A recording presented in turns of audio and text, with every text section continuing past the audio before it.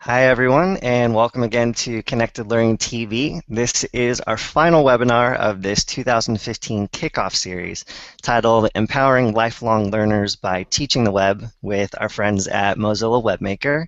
I'm John Bariloni, the Community Manager for the Connected Learning Alliance, and I'm going to be our host/moderator for today. So throughout this series, if you've been following along, we've been introducing you to Mozilla Webmaker, specifically why and how they're intent on teaching the web. So if you're watching this right now, please, I hope you'll take a moment to share it out with your networks, either via Twitter or Google or your favorite social network. And today we're going to be talking with Lucy and Bobby from Webmaker and getting some guidance on, like Laura mentioned last week, all of the different ways that you can get involved in the Webmaker community and start taking some first steps toward promoting web literacy, whatever your practice might be. So before we dive into our chat, as usual, let's just go over a couple quick details. So whoever's watching live right now, we really want your questions and comments featured here. So you can include those via the Twitter hashtag #TeachTheWeb, by commenting on the Google Plus event page, or using the Q&A feature that you should see in the video player here. And we'll do our best to address any and all questions that come in throughout our hour here. And we also welcome you to join and make new friends in the Webmaker Google Plus community. So I hope you guys will take some time to check that out too. So I'd like to give our guests a chance to introduce themselves. You know, I see two, maybe three in the room there. So Bobby, do you want to start us off? Sure. Hi, I'm Bob. I guess I've been with Mozilla for a while now. I work on Webmaker stuff. I call myself a producer here, and I basically just I work with as many teams as possible, and sometimes that involves volunteers and people who are on the ground. Sometimes that involves engineers and stuff like that. So I'm kind of all over the place. I'm here to have a little bit of fun. Cool. Hi, my name is Lucy. I've been here a little less time. I started with the Maker Party campaign, so if anyone has questions about that, I'm here to help. And since then, I've been working on a bunch of things for the Webmaker community. If you're following our Twitter at Webmaker, that's me, and also you should check us out on Facebook and Google+. If you ever send an email, it's likely to be myself or one of another couple people who are answering that. So, yeah. Perfect. It's always nice getting to know the people behind the emails, the people behind the Twitter accounts. So this might be a little bit of a too big of a question to answer right off the top, but hopefully we can kind of dive in with this opening question. And this is just kind of a poll for both of you. What do you see as one of the single biggest advantages to joining the Webmaker community? And no pressure to get it done in a minute or two. Do you want to start, or should I go? If you have an answer, then yeah. Okay. Yeah. I'm prepared. So I think the biggest single advantage for joining the Webmaker community is that it's not just a place where you can go to learn a specific skill, but you are actually connected in with a community of learners. So you have the opportunity to talk to other learners via things like Discourse or Twitter. You can be set up with mentors. You can attend in real life events to meet people, or when you're getting to a place where you're comfortable with your skills, you then have the opportunity to give back to that community. As a mentor, a teacher, or even just informally, there's lots of kits and resources available so you can share your skills, and it really creates a community of people, which makes it a lot easier when you're starting out, and it's inspirational as you move through to see kind of what you can achieve, what you can build. So I would say that's the biggest advantage. Yeah, and I guess I would say just to add to that a little bit, like we have the people who are working on the projects in this space are all really like-minded people. I think they come from a pretty diverse set of backgrounds, so there's a lot of different kinds of thinking that go into it, but everybody's kind of got the same focus. And as a result, we have really interesting kind of group projects that happen, and our take on how that stuff happens in the open world is perhaps unique in the space where we exist. I agree. Awesome. Okay, I think we're done. That says it all. It was really nice seeing you. So, Bobby and Lucy, you talked a little bit about there are a lot of different ways to get involved. Obviously, there are a lot of different people from a lot of different walks in life throughout the webmaker community. Are you finding that it's easy for anyone to jump in and know where to start, based on whether they're an informal educator or formal educator, or are there specific, pathways or toolkits or sorts of resources you point people toward based on what their day-to-day practice looks like? Maybe I'll start this one off to talk about how that kind of happens now, and then kick it over to Bobby to talk about how that's going to be happening. So right now, a lot of people land on the Webmaker homepage. Maybe they've heard like a little bit about the fact that there are tools there or teaching kits, and they've got something in mind that they want to do. I recommend that people go to the Web Literacy Map because it's got a list of all of the different competencies or skills that we feel make someone web literate. And so from there, you can kind of pick out the things you're most interested in and follow them through to develop certain skills. And if you're a teacher and you're coming more from an educator perspective, you can look, I really want to teach privacy. So when you click into privacy, it'll have a whole bunch of like background information, but it'll also point you towards teaching kits that are relevant for that. So right now, that's kind of the funnel that we have to get people to the things they're interested in. Having said that, a lot of people land on various tools and play around with them a bit, and they kind of just like meander their way through. They might like get really into a specific tool and then not really know where to go from there, or they'll get involved with the teaching kit and then they'll want to make their own. And so there's people at this point I think are coming in all over, but we're looking to streamline that process a little bit, aren't we, Bobby? So yeah, we are looking to streamline the process a little bit, and so we're sort of we're playing with ways to onboard people in a much more focused way. I guess we're trying to focus on specific audiences and seeing what triggers certain things in the large group of people that we have that are staring at Webmaker right now. And so we're trying to refine the way that people see Webmaker first, and what are the activities they can do when they're first exposed to it. And that's really just from the end user perspective of a Webmaker, someone who doesn't really know exactly what Webmaker is yet, or is sort of peripherally aware of it. They might go to webmaker.org and have the experience that we're trying to set up, and it's supposed to guide you into the world. But for people who are a little bit more well versed with like connected learning kind of things, or open source, or Makerism, or any one of those, there are a whole bunch of ways that we have different on-ramps that are sort of more people-oriented.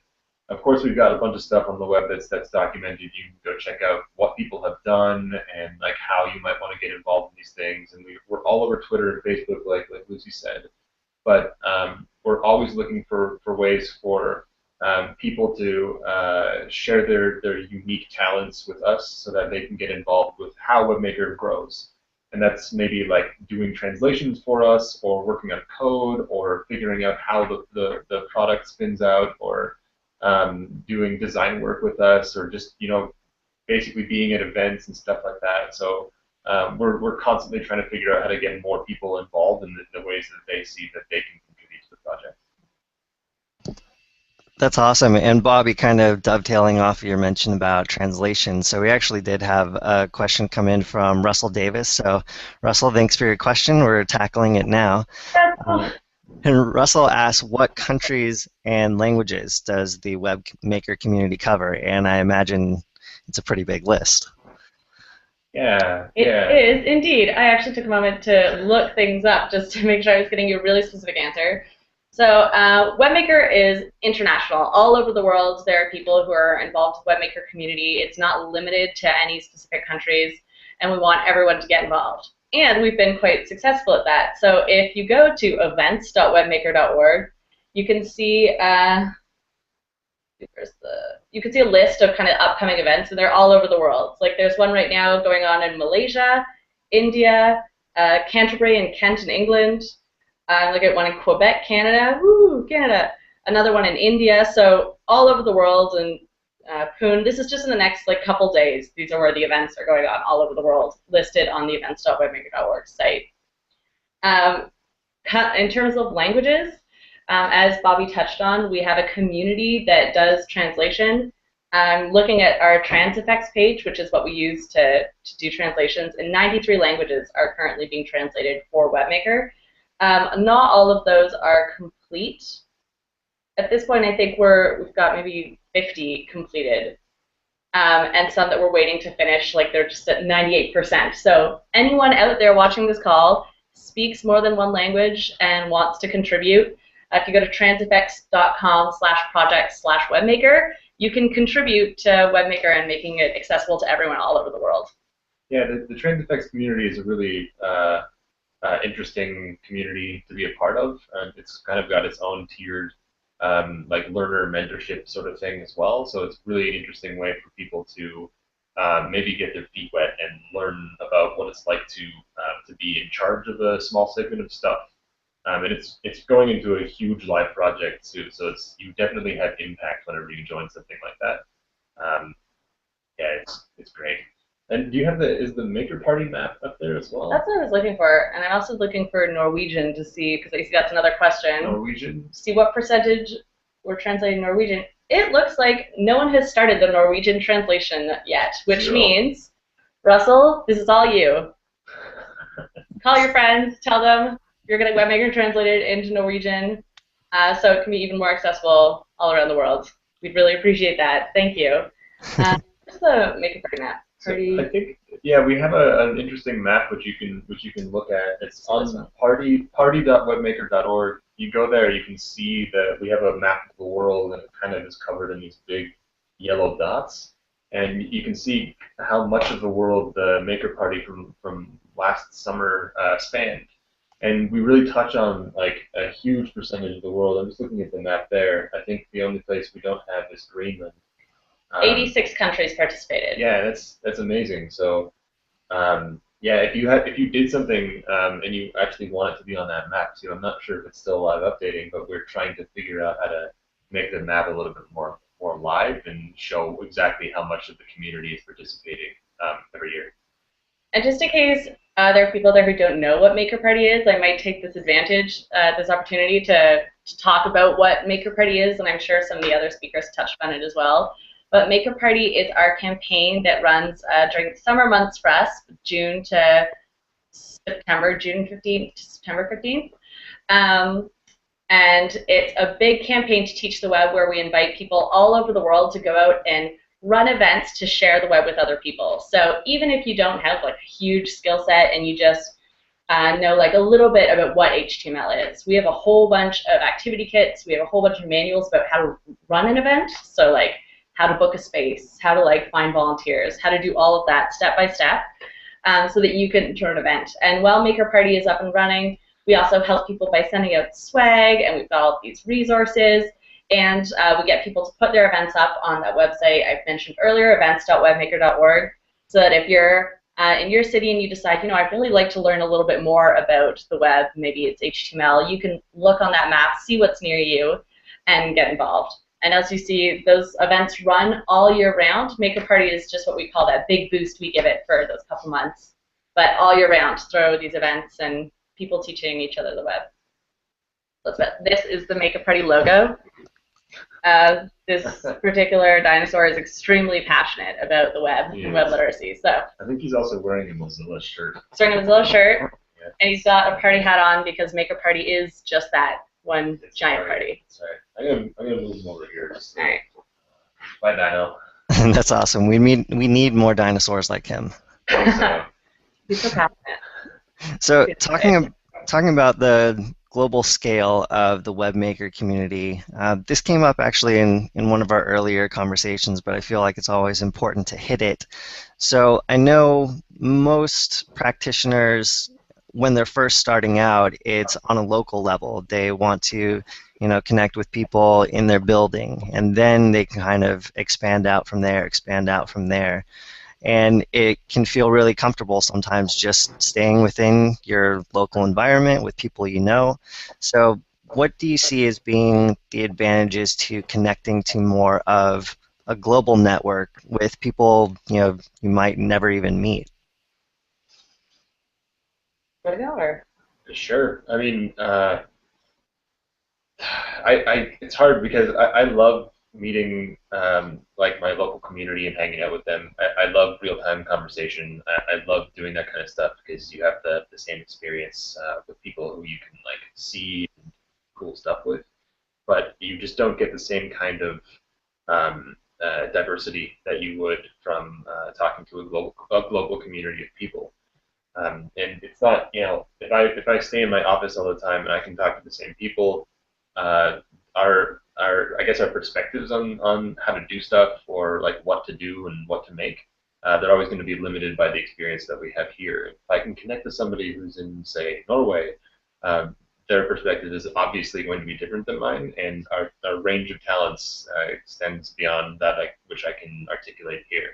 So that it's a much better, healthier, more diverse community if we have a lot of people get involved and do the thing that they're good at, as opposed to just growing it out of one very specific place. Mm-hmm. I agree with everything Bobby said, and I think this is the joy of online events like this. There's so many great free tools like Google Hangout, Skype, and that means you can connect with people all over the world. And I think another advantage is that you can hit on a group of people who are involved in something really, really specific. Like if you want to use AppMaker to create a game that has elves running through mazes, in your community, maybe there's one person who likes that because you got them onto it. But around the world, there are probably people who absolutely love that and are already got games that are like 10 levels long, and they're excited to share them with you. So if you've got a really specific interest like that, if you open it up to the international community, that's how you find like a group of people who can geek out together on one particular thing and really like help each other grow in that area. I think that's a really good point. We had, I think it was the Indian community when we started first trying to take AppMaker around the different places. They really stepped up and made the craziest stuff with AppMaker, and it was such a good example of how to bend something to your will. They did stuff that we hadn't really prepared for, which is always what you want from a project, right? So it's sort of it's a great point, because if you want to figure out how to do that stuff, you have to talk to the Indian community to figure out how they did that. It's not even stuff that I would be particularly expert at, because they had this, like, they're the ones who built it, so I would just defer to them and say, can you guys connect and talk about how great that experience was and how you can build on it and stuff like that. That's awesome. I'm reminded of Angela Myers, who's an educator here in the US, and she has this great quote, says, "The smartest person in the room is the room." And I think what you guys are talking about, the Webmaker community, by figuring out how to experiment and break things and bend things, that really does eventually benefit the entire community. So it's really cool to hear you guys talk about that in practice. Speaking of AppMaker and the specific Webmaker tool set, Laura kind of clued us in last week that it's not always going to be the exact same tools that Webmaker has. They're constantly evolving, changing, improving. So I was wondering, and this might be more for Bobby, since I know this is kind of up your alley, are there particular Webmaker tools that you find the community, like, they love it the most because it's really helpful in teaching web literacy? Is there one or two go-tos, or are you just seeing cool experiments kind of across the spectrum? Yeah, I guess that we definitely see people use different tools to teach web literacy curriculum in different ways, and something like AppMaker has kind of a specific use case where you can make apps. And early on, we wanted to try to develop it so that it kind of grew out of that and let you do different things with it, so you can experience more of the web than is just traditional apps, and you can I guess inject the web into apps that you would make, and it can be a learning experience about programming and the web and what phones do, and etc.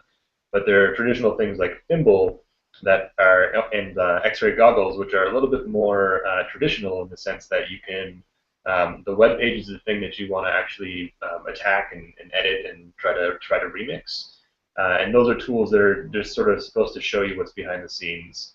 If you really like a web page, you can go and you can take X-ray goggles and you can kind of just take it apart like Lego pieces. You can kind of just lift them up and see what they're made of.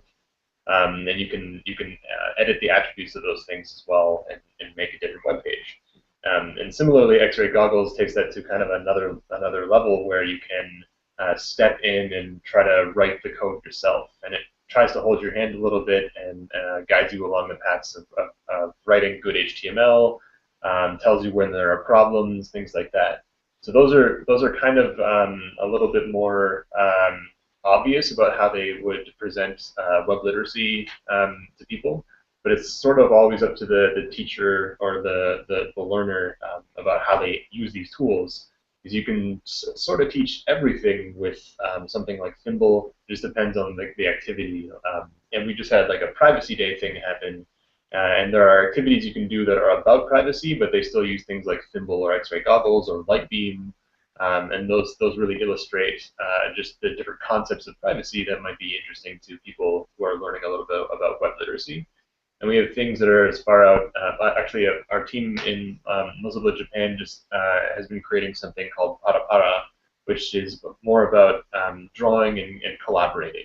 And there aren't a lot of tools that illustrate that well. I think there's some features in some code editing things online that are about collaboration, but this is kind of different. It invites you to collaborate with other people in sort of like a global setting where you can each work on animation and you can affect the world together. And you could probably show that. Sure. Yeah. I mean, do a screen share. If you can find it, I'm not really super sure what the link is. Here. Para Mozlabs.js. Yeah. So, I mean, this is one of the tools that we don't feature yet on the webmaker.org website, but we want people to start using the stuff in much of the same way. There are some activities that feature Para, just like the other tools on webmaker.org. They're just teaching kids that do this stuff. Are you sharing it? I'm going to try and share a screen here. So let's do that one. And then, does that work? Can you guys see? You want to click on Start Sharing. Oh, wait. Okay. There. Start screen share. All right. Can you guys see this? Yep.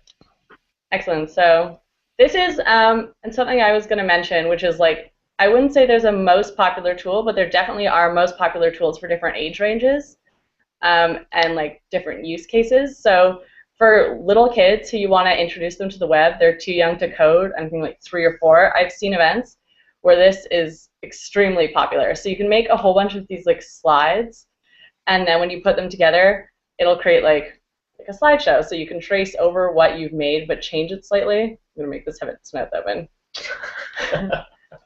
What a good fish. Thanks. And then when you see it, look how it changes. And the cool thing about this, which Bobby was mentioning before, is that you get a URL to the thing you've created, and you can share that across a bunch of different computers, and then anything anyone draws with that URL will appear on the same thing, and it can have a background like a fish tank. Then you can get a classroom of 30 kids to draw their own fish, and it will swim across the tank. So different tools, different age group ranges, and Para, like little kids love that. Same with Popcorn Maker is best for like younger audiences. You can do some like easy video hacks. Mobile, like App Maker, very popular with teenagers.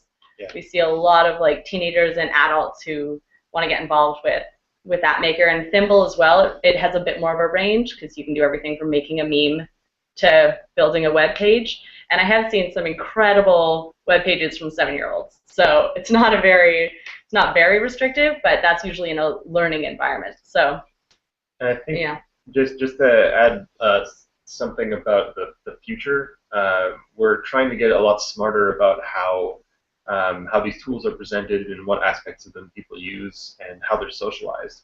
And right now we have a pretty the like remix make community is how we rely on people sharing this stuff inside of the Webmaker community right now.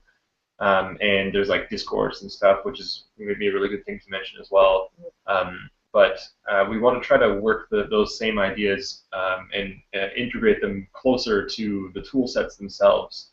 So you should be able to use things like Para or Popcorn or Thimble.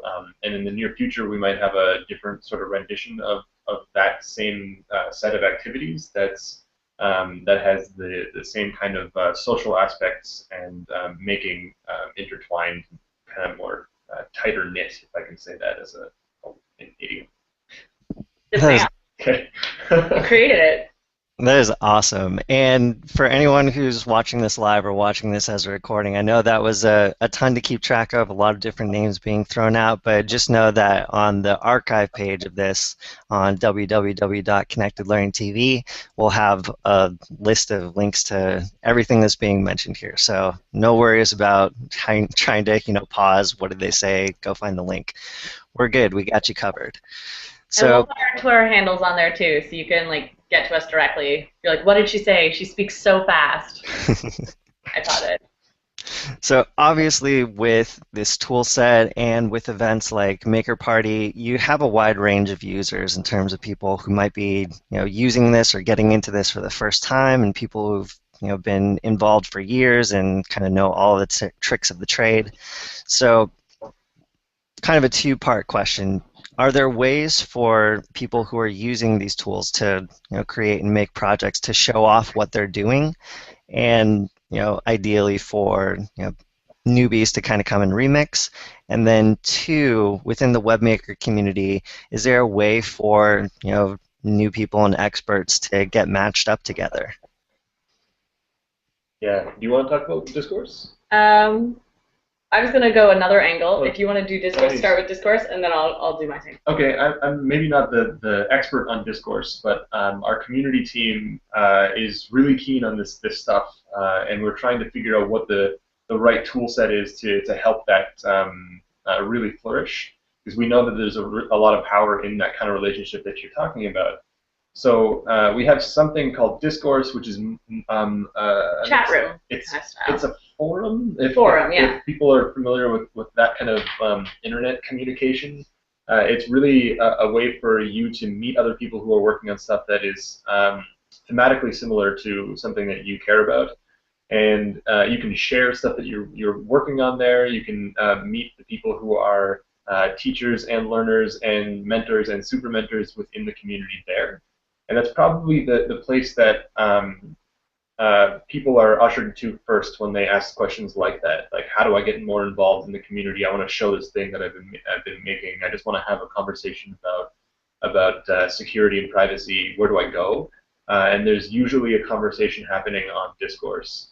And like I said, that Discourse is the thing that we're trying to pull in even closer. So that kind of relationship is something we're trying to again, idiom, but double down on. We're trying to really harness the power of that and make it a core part of the experience that we have. Like a sandwich. Like a sandwich. 2 pieces of chicken with cheese in the middle. Yeah. Perfect. And I just wanted to add on to that. I mean, all of that stuff with Discourse is great, and a lot of that being able to share what you've made is also on the website. It's built into the whole system. The second you create something, it goes to the gallery. And so anyone can see it and find it and like it, and then you can share your creation out and anyone can remix it. So that is all already kind of built into it. But on Discourse, there's actually a My Makes section where people who've made something really cool can go and specifically share that. So that's a good way if you've got something that is super awesome and you want to help people with it. We're also really trying to build out our mentor program to have more in-person mentorship opportunities and make sure that people who want to take that next step and teach other people are being paired with people virtually, but also in real life, that they're running events and being able to take that next step in their communities. That's awesome, guys. Thanks again for sharing those resources, and again, we'll have those available right after, well, later today, actually. John needs some time to eat some lunch before he starts archiving. So this is something that we actually haven't mentioned yet in terms of actual physical events that are kind of for the entire Webmaker community, and also online virtual events that are for the entire Webmaker community. The MozFest, so the Mozilla Festival, and also the newly minted Teach the Web calls. So wanted to just get intros to both of those, and again, just kind of your opinions on how those are helping out people who might just be starting out down the road to promoting web literacy within their own work. So I'll maybe take the talks and you could take MozFest. Sure. I'm actually running these talks, so they're near and dear to my heart, and we're building them up, and they're ever changing, and we're trying to take them and kind of find the exact right direction for it. But right now, once a month, we have talks where we invite amazing people from different industries and around the world to join us in a hangout just like this, and we ask them questions. We do a kind of interview style, and the idea is that they've got a skill that we feel like our community of people who want to like make and teach the web can really benefit from. So it could be anything from learning a little bit more about privacy and how you can teach that. It could be about how to like run an event in your community, how to use basic design skills to make cooler posters and invitations for when you're trying to engage more people in what you're working on. So these colors are especially helpful for mentors, for the people we've mentioned who are wanting to take their skills and share them out. But as new people joining and watching the call, there's so much like amazing information coming from each of these speakers, and it's really like it's inspiring, and it's a good starting point. You see kind of yesterday we had Stacey Martin on. She talked about data privacy and the way you can learn more about data privacy, resources that you can use to protect your privacy and teach them. So she was like an amazing speaker, and I think everyone would have got something out of that, but especially for mentors, it's like I can take this back and teach this to my community. And then MozFest is awesome. Yeah, I guess I could ramble on about MozFest for a long time, but I guess the way to contextualize MozFest, I guess, for a call like this is that it's a place where the people who attend MozFest are people who not only like take part in the activities that happen there, but almost a requirement for being an attendee is that you have to affect the things that are going on. So it's kind of as though if you submit a talk or something to MozFest, it might be about how to create drones or something like that. Then you're expected to go to the drone making workshop, but also maybe take part in it in a leadership perspective as well. So it really tries to hone in on the mentoring aspects of this community, because we know that one person trying to orchestrate an entire workshop and make sure that everybody's learning something it doesn't quite scale the way we want to, especially at a place that's so chaotic as MozFest. I guess I could describe it as like a building that's got too many people in it that are all trying to do cool activities and learn from one another. So we take advantage of that and make sure that anybody who is leading a workshop has support from not only like volunteers who are hanging around, but also people who are, I guess, self-identified teachers and just people who want to help wrangle the other people who are around, so that everybody has a really good experience where they can take something away from it. That kind of answered the question. I mean, again, MozFest is a really weird thing to describe.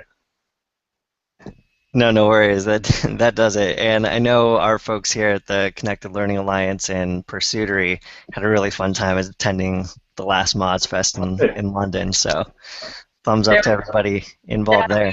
Someone with a Minecraft box head at MozFest. That was awesome. What was it called?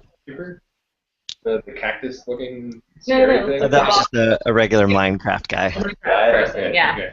Yeah, that was Evan Jones, who actually asked an earlier question here, which I think was from his Teach the Web talk with you, Lucy.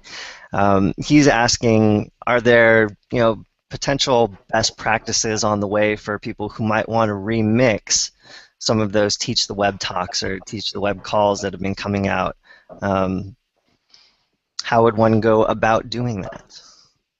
If you're interested in remixing the talks, so maybe like taking what was talked about and turning, like bringing it into your community, there is actually a teaching kit underway about how you can like localize it. So that will be coming out soon, which will provide exactly the best practices that Evan helpfully brought up. Because that is a great thing that you could do if you are like watching a talk and you're like, privacy is so interesting. I want to know how I can bring this to my community. And you get a group of people together. You go through the talk and you're like, these are the resources. Let's dig in deeper, almost like kind of a book club or something with the stuff you've learned in the talk. So there is a teaching kit coming, and there's a wiki page with all the information on Teach the Web Talks, which is the link I'm sure will appear on this Google Hangout page, and I'll make sure that that teaching kit is one of those links. I think there's something interesting in there too. I'm not sure this is actually an aspect of it yet, so just cut me off if I'm going to repeat something. But like, um, there may be a cool opportunity if you do see the Teach the Web talk that it is about security and privacy, and that's something that interests you. I know that one of my hobbies growing up was to just do like amateur internet radio and stuff like that, and I love the opportunity to try to take information and then share it with more people through that kind of medium. And so if you like the talks that are going on and you are with a bunch of people, maybe you have like a friend that has read and listened to the material yourself, um, like YouTube is an accessible thing. Record yourselves, have your own conversation about it, and get other people to comment on that same thing. It would be really amazing to me to see people take talks as a concept and really bring that in and make it a thing that happens. That like remixing a talk would be so a talk cool. On the talks. Exactly. Like just keep repeating that stuff. It would be really amazing to see that kind of spread. We're, not fearful of being meta. So no, never. So, Bobby, kind of going back to this concept of things you can do offline as a Webmaker community member. I don't know, again, this might be just kind of opening a little bit of a puzzler, and we don't feel, no pressure to fully answer it here, but for those who might not have 100% 24/7 reliable access to the internet, whether that's at school, in public spaces like their library, or at home, how can they improve their web literacy or promote web literacy in an offline environment? Are there tools that Webmaker has, advice on places to go, things to do? Yeah. How do you do it? There are a couple of really interesting ways that I've seen the community react to that question. We have been, like ourselves, I guess inside of the Webmaker community, the people who are working on the tools, we've been slower to respond to this than our community has, which is really cool. Because we make these tools, we're trying to make it really interesting for people to make stuff on the web. But then I think there's this organization that's connected to Hive. I think they're called Mouse, and they were on last week. Oh, they were on last week. These guys make the coolest offline activities that I've seen people do, and they're in person, they're interactive. There's one about learning how HTML tags work. Using tag. Yeah, exactly. Physical tag. You can just print off a thing, and it's a game, and you can go and you can run this. The objective is to stand in a circle and learn about how tags work by running around. If there's not a more offline thing than that, I don't know how to describe it. But like taking that kind of stuff as inspiration, we're trying to figure out much better ways to deliver an experience to people that is offline first. As we travel with Webmaker around the world, there are more and more people who don't have like the robustness of the internet that we expect there to be in like Toronto. Mm-hmm. So we're trying to come up with really good ways to deliver like web literacy content to those places. There is a thing that was at MozFest, I think, called the Brick, and it's basically a little device that you can put like a storage, like a memory thing inside of it, and you can take it to a place and it becomes the internet for you. So there's an interesting opportunity there to load that with web literacy content and have people connect to it and interact with that device and with each other in a place where the internet just doesn't exist at all. And we're always trying to engineer our tools in such a way that you can maybe be around the internet in one place and then take with you what you want, and then go to a place where you're disconnected and work on that stuff. That was lots of words. Yeah. The only thing I'll add is that I think that like encroaches in on something like the mobile worlds, people who are coming online primarily or entirely on mobile and what that looks like. And I think we are looking at how we can incorporate Webmaker and a mobile version to access those people as well. Because that's a lot of people where there's places where there's not a lot of internet, does have people accessing like low-level internet on their smartphones. So definitely a direction. That's awesome to hear, and we'll definitely keep our eyes on further developments for that kind of web literacy in a box. That sounds great. So for anyone, again, who's watching live, we totally welcome your comments and questions. We're getting a little bit close to the end of our talk here, so we definitely want to make sure we're addressing things that are on your mind, and Lucy and Bobby are totally ready and prepared to answer anything you have. Maybe not the meaning of life, but anything. We'll try. Yeah. We've got some good ideas. Okay. We're open to that too then. So one of kind of my ending questions, or one of my final questions I had from my end, is for those who are literally just taking their first steps into promoting web literacy in their own practice, do you feel like the Webmaker community is something they can step into and not feel overwhelmed? You start out in the first room and kind of expand, and if so, what would those first steps be? And again, in a way that doesn't feel overwhelming, totally being exposed to everything Webmaker has to offer. I'm actually interested. I feel put like imaginary wall here, and don't be influenced by my answer because I suspect we would have different thoughts on what the like easiest on ramp is for people.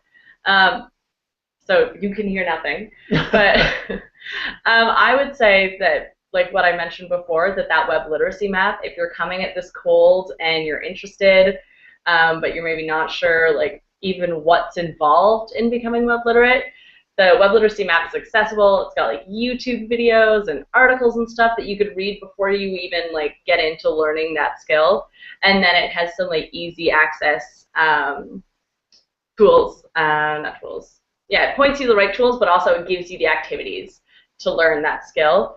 And then if you do that and you like that, it's easy to find like, oh, someone remixed your kit, you can see what they've made. Or you've remixed an activity, you can see what else that person has made, and that can be an easy entry point. And then I think like you're really enjoying this, you're building your skills, getting involved in discourse, starting to go to in-person events, like all of that can grow from there. I think for me, I would want to go through like the map, but let's see what Bobby says. I mean the map is a really good place to start that stuff. It depends on what you're comfortable with and how you learn. I know that recently I got super interested in astronomy, and the way that I started trying to learn about it was to find some local meetups that talk about astronomy. What better way to learn about the kind of the things that people who are probably amateur astronomers have to deal with all the time than to go and talk to them and listen to them talk about pictures of Jupiter that they've been taking recently. And that's what we've tried to do with the kinds of event space that we have in Webmaker. And so we try to expose all of the events that happen using events.webmaker.org, so that if you are in a place, like if you're in like New Hamburg and you want to attend an event, you can check the events.webmaker.org and see if there's something that's happening around you. And with luck, there's something that is, you can attend it and you can meet people who are also into talking about learning and web literacy and stuff. And you can kind of get involved that way. For me, it's always just been good to have sort of personal relationship first, so I can get my feedback and talk to people and have mentors that I can identify right away. So that's what I would do if I was starting out. Does that? Yeah, start with the people, work your way back. Yeah. Different strokes. That's great advice, both of you. Thank you so much. So I wanted to turn it over to you real quick in case there was anything that we did not get to touch on that, talks about the Webmaker community, anything we might have missed. I saw there was a question, but it disappeared. Like maybe it was retracted. But I'm going to answer it anyway. Lisa, I saw you. You were too slow. Because you asked if there was one specific resource. And I think I would say, depends kind of where you're at. But if really pressed, I would say X-ray goggles. Sorry, what was the resource? The question was, is there like one resource you would say like push people to get started with? Okay. And I would say X-ray goggles, assuming that you're fairly new to this whole thing. The chance to look at what's under a website, I think you might be surprised. I was definitely surprised to find how many people, like teenagers who seem web competent because they use the web all the time, have no idea that HTML is what's under websites. And that basic bit of information is huge, and so many people don't know it.